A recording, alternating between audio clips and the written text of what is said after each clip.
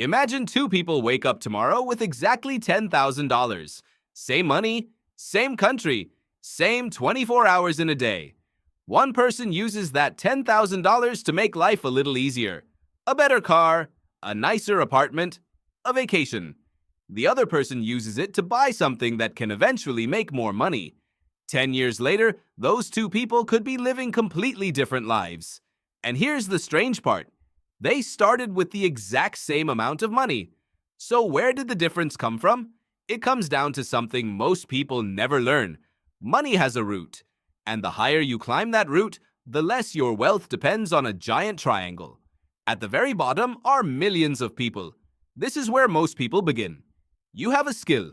You have a job. You have a certain number of hours every day. And you exchange those hours for money. You work 8 hours. You get paid. You work another 8 hours tomorrow. You get paid again. It seems simple, but there's a hidden problem. What happens when you stop working?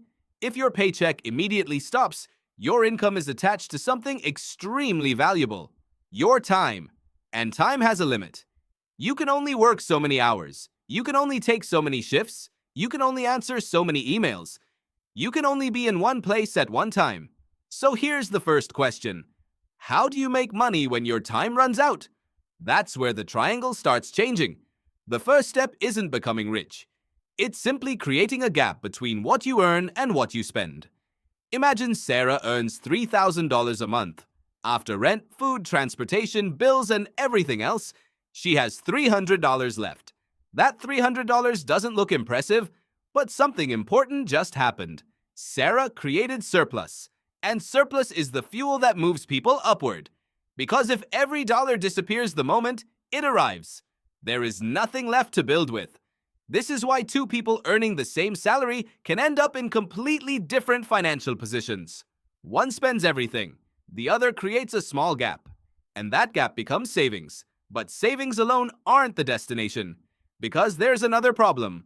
What happens when your money just sits there? Now Sarah takes some of that surplus and starts buying assets. Maybe it's an investment. Maybe it's a business. Maybe it's ownership in something productive. The exact asset matters less for the concept. What's important is the change in direction. Before, Sarah worked to Sarah earned money. Now, Sarah owns something. That thing can potentially produce value. And this is where the game begins to change. Because Sarah isn't only asking, how much can I earn this month? She's starting to ask, what can I own that can grow without me working every minute? That's a completely different question. And most people don't realize how powerful that shift is. Because once money starts producing more money, time starts becoming less important. But there's another level.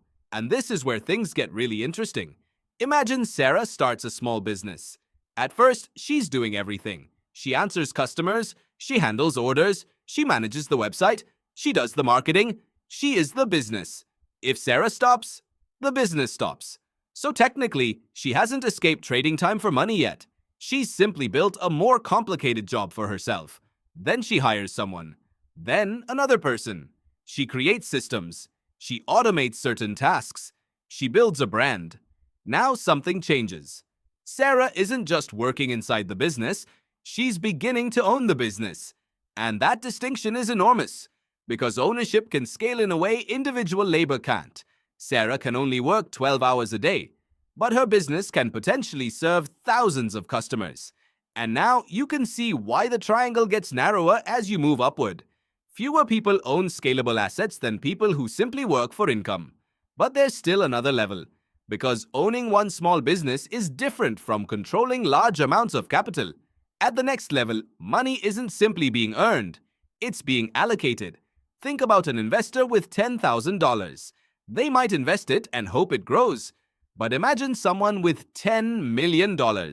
Now they have completely different opportunities. They can invest in companies, buy property, fund businesses, acquire assets, hire experts, spread risk across multiple investments, and if one investment fails, the entire financial structure doesn't necessarily collapse. This creates a powerful feedback loop. Money buys assets. Assets produce returns. Returns buy more assets. More assets produce more returns. And suddenly, Wealth isn't moving in a straight line anymore. It's compounding. This is why the first $100,000 can feel painfully slow, while the next $100,000 can sometimes arrive much faster. But there's something even deeper happening here. At the bottom of the triangle, people tend to think, how much can I earn? Higher up, the question becomes, how much can I own? And eventually, how much can my capital control? That's a completely different way of thinking about money. A person earning $100,000 a year through their labor can still be financially fragile. Another person earning less income but owning valuable assets may have a stronger financial foundation. Because income and wealth aren't the same thing. Income is a flow. Wealth is what you own after accounting for what you owe. And that's one reason someone can look rich without actually being wealthy. A luxury car can make someone look successful, but a boring investment account nobody sees might be building their future. And that brings us to the part of the triangle people often misunderstand. At the bottom, there are millions of people competing for jobs.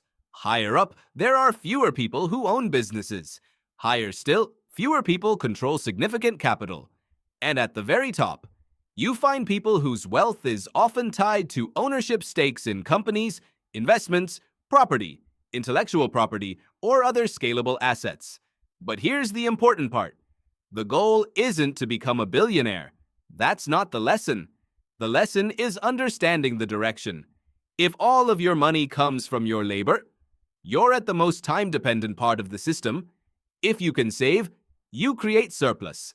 If you invest, you begin owning assets. If you build or own scalable businesses, your wealth can potentially grow beyond your personal hours. And if you eventually control significant capital, your money can become a tool for acquiring even more productive assets. That's the root. So go back to those two people who started with the same $10,000. One spent it, the other used it as the beginning of ownership. Neither person became rich overnight. And that's the part social media usually hides.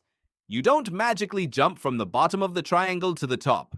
You move through stages: earn, keep, own, reinvest, scale.